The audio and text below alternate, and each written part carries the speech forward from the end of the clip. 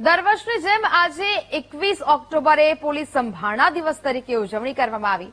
Ahmedabad police commissioner કચેરીમાં રાજ્ય police વડા વિકાસ સહાય, જેલ ડીજીપી KLN રાવ અને અમદાવાદ પોલીસ કમિશનર JS મલિકની ઉપસ્થિતિમાં કાર્યક્રમ યોજાયો। પોલીસ અધિકારીઓ અને કર્મચારીઓએ શહીદ થયેલા પોલીસ જવાનોને શ્રદ્ધાંજલિ પાઠવી। શહીદ પોલીસ કર્મીઓની યાદમાં 2 મિનિટનું મૌન ધારણ કરવામાં આવ્યું।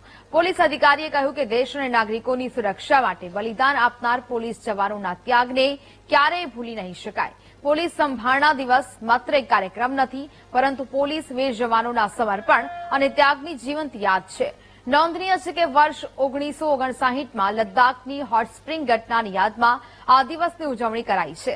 એ સમયે ચીનના હુમલામાં 10 ભારતીય પોલીસ જવાનો શહીદ થયા હતા। ભારત દેશમાં સન 2024-25માં જે લોકોએ પોતાના જાન ગુમાવ્યું છે અને જે પોલીસ ભાઈઓ અને બહેનોએ શહીદ થયા છે એ લોકોની સ્મરણમાં આજે આ કાર્યક્રમનું આયોજન કરવામાં આવ્યું હતું। આ વર્ષે કુલ 190 પોલીસ અધિકારીઓ અને કર્મચારીઓ શહીદ થયા હતા।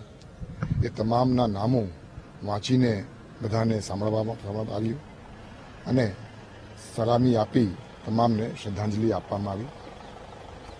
પોલીસ એક પરિવાર છે, એ ભાવના સાથે આ પ્રકારના કાર્યક્રમનું આયોજન કરવામાં આવે છે।